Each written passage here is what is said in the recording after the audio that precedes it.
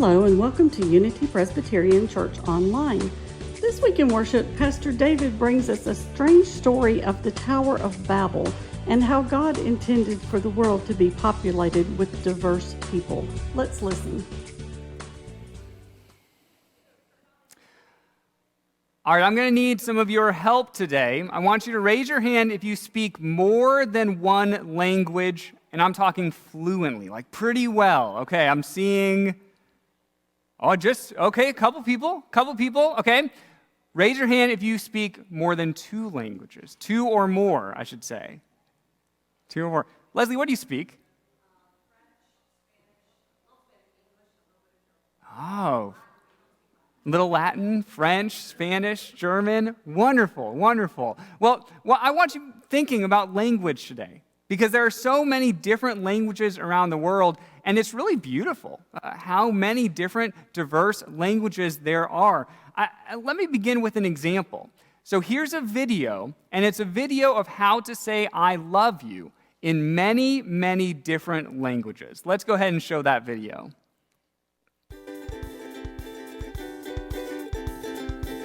Sag ab po! Je fräcke Kai. Ich liebe dich! Kocham cię! نحن نحبكم और निशान मैं तुमसे प्यार करता हूँ Isi belong. Kobisyam te. Saya cinta padamu Ik hou van jou.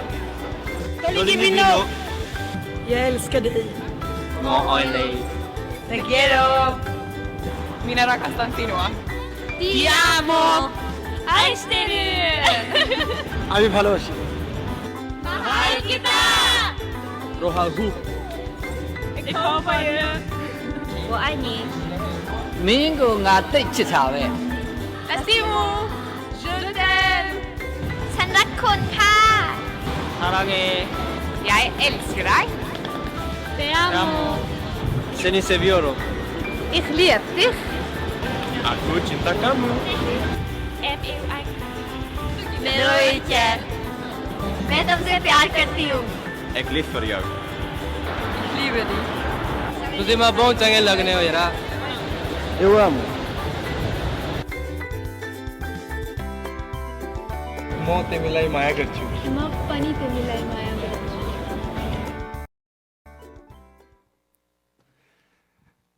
So what I love about that is it's just a celebration, both of love felt around the world, but also a celebration of the many unique ways that we say and share that love. Well, we're going to study a story today about language, and it's a story in ancient history, a time when the world's population was very, very small and where they only spoke one language. It comes from chapter 11 of the book of Genesis. Here's how it begins.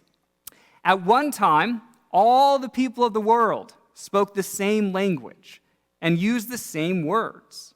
As the people migrated to the east, they found a plain in the land of Babylonia and settled there. Okay, so right off the bat, we need to recognize what it is we're reading. And many biblical scholars have a term for what we're reading today, and they call it prehistory.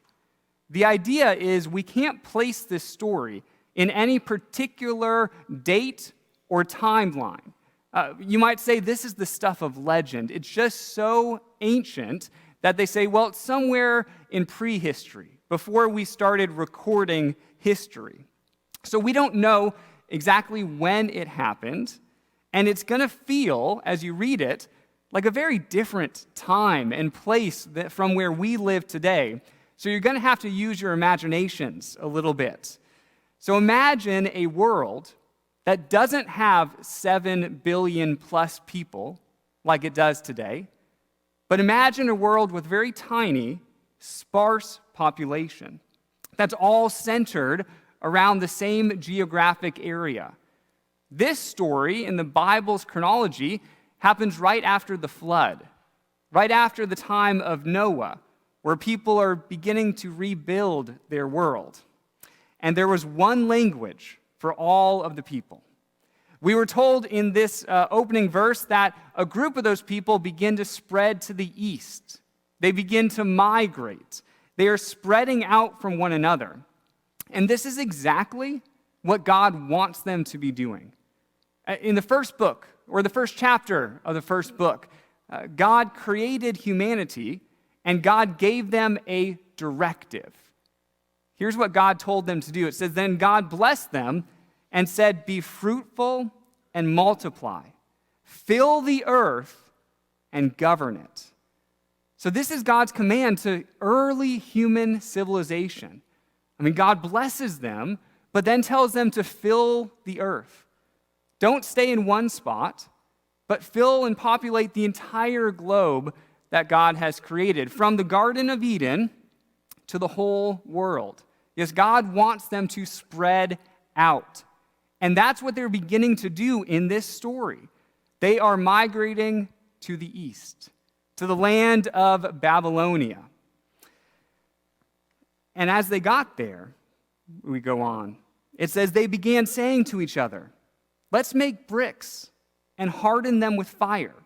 In this region, bricks were used instead of stone, and tar was used for mortar. And then they said, "Come, let's build a great city for ourselves, with a tower that reaches into heaven.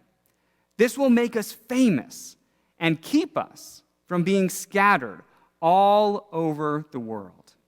Okay, now this is an interesting development, isn't it?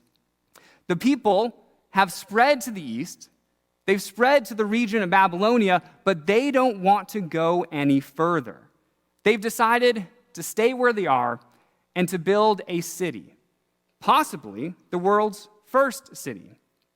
Now, there's nothing wrong with building a city, is there?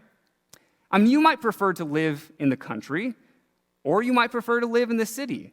But either way, it comes down to personal preference. There's nothing inherently better or worse about each one. But what I want you to notice is the motivation for why they decided to build a city. It was to keep them from being scattered all over the world. Now, wait a second.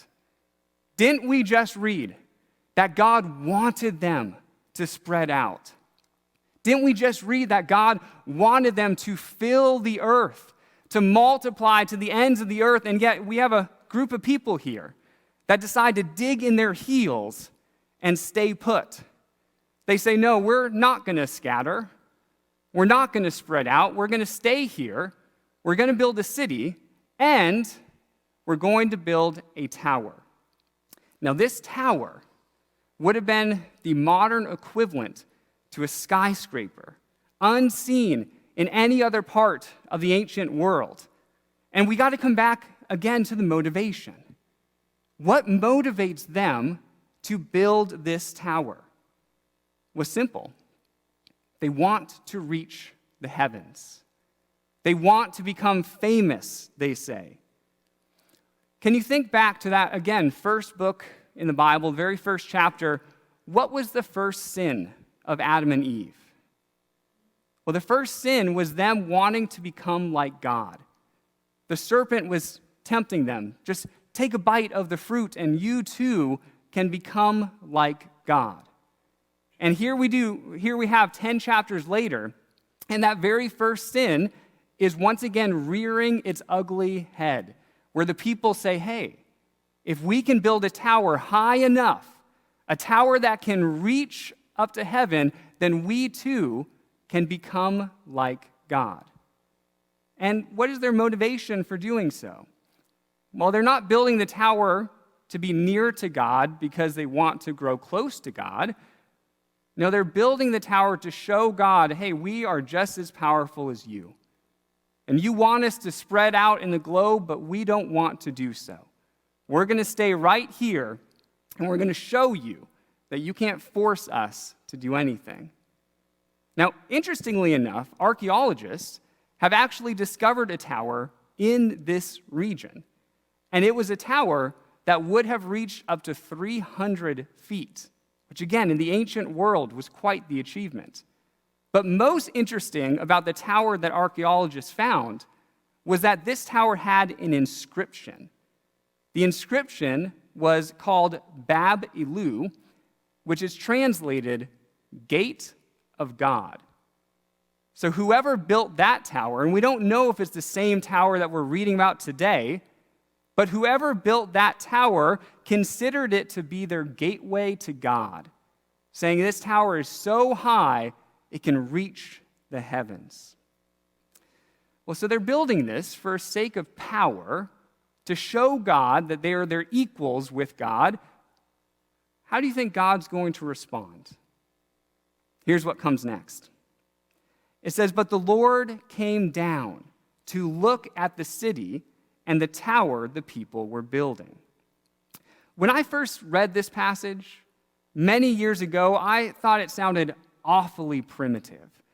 I mean, we know that heaven isn't actually up above us in the sky, and so why does God have to stoop down and to look down at creation? It just all sounded a bit primitive. But as I did some research this week, I came across something that one commentator said that really made a lot of sense to me. The commentator believes that the author is being intentionally ironic in the way that he's writing this. It's like he's saying, okay, think about it. In their pride, they thought we can build a city that reaches all the way to heaven. But they ended up with something so insignificant that God had to stoop over and squint and look at where's that tower that humanity just built. Do you see what the author is doing here?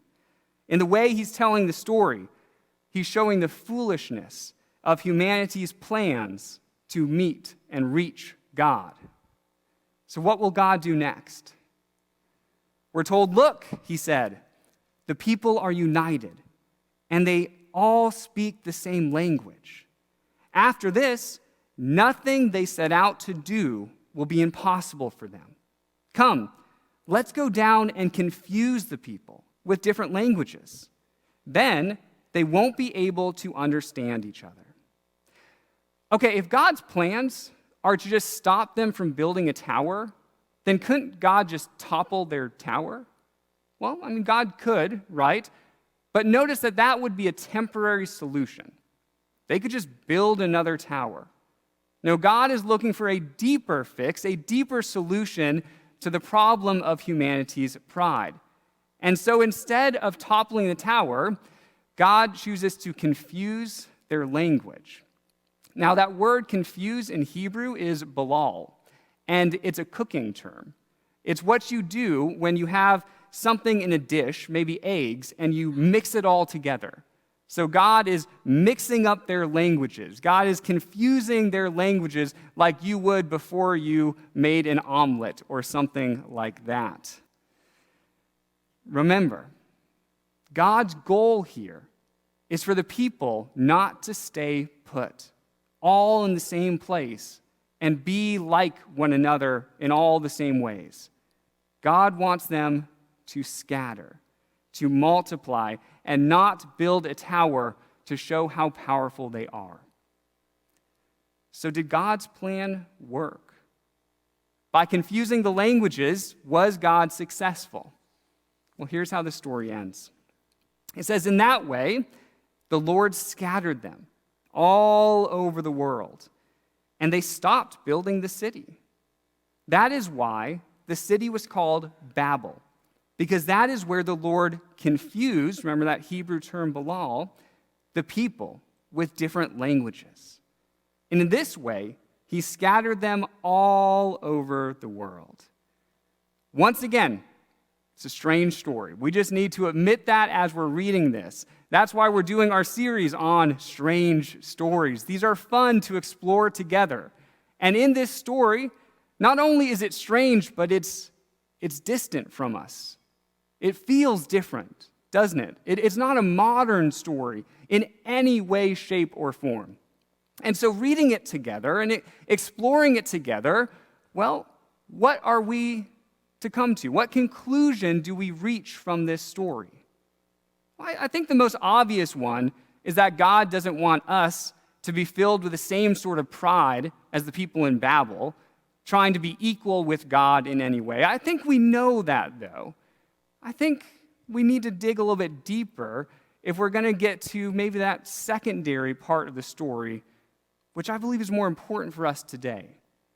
Really, what God is seeking here is that God is intending for humanity, the humanity that God created, to be diverse and not homogeneous. God doesn't want everyone to just stay in the same place and be alike, but God wants to scatter them and to spread them all around the world. Because think about it. What if God didn't do anything? What if God allowed them to just stay put instead of multiplying and filling the earth? Well, they would have created their own culture, right? They would have spoken the same language, but then they wouldn't have moved beyond that. There wouldn't be a video like we watched today with all these different languages coming from all these different cultures, but that is actually what God intended. And that's not what they were seeking to do. And so I think inherent in this story is God's desire for a great diversity in our world. And to have us embrace that diversity as a way that God designed this world. Think of the culture that you come from. It might be the same as the person you're sitting next to today, or it might be different, sometimes in small ways and sometimes in dramatic ways.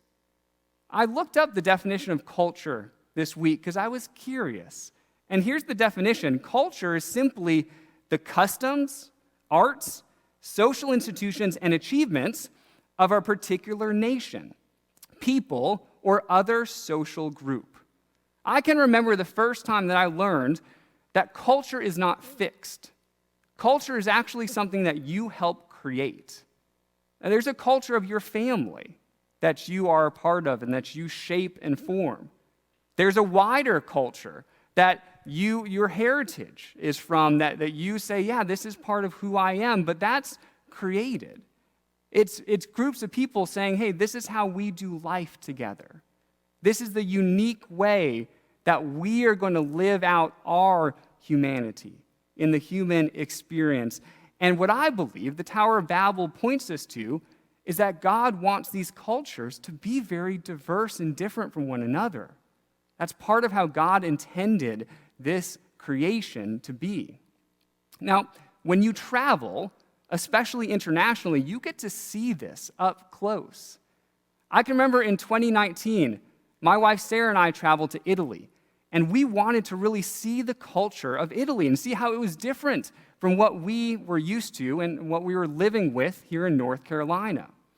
And one example of the differences is I went to a coffee shop in Venice. I know that surprises nobody. And I ordered a coffee, expecting to get a drip coffee like you would at Starbucks. And instead, I received a little shot of espresso. And what I learned was that in this culture, that's coffee. If you order a coffee, they give you a little shot of espresso and you just sip on that. And you can order it in two different ways. You can order it short or lungo, which has a little bit more water and it's a little less concentrate. It took me a little bit to understand how to order drip coffee. And what you have to do is you order American coffee. They say, oh, if you want American coffee, okay, yeah, that's the drip coffee, and we'll give you that. But if you just order coffee, you're just getting a little shot of espresso. Really, I think they just wanted to know who the tourists were, but I was a part of that, so I was saying, yep, get me that drip coffee. But things like that, the diversity, the differences in our world, I think this is exactly what God intended. And honestly, it's one of the reasons I love living here in America. Because America truly is a melting pot, isn't it? Where we have people who have immigrated here from all different parts of the world, and they bring with them their particular cultures. And then they mix, and like a great melting pot, in with all the other cultures in America.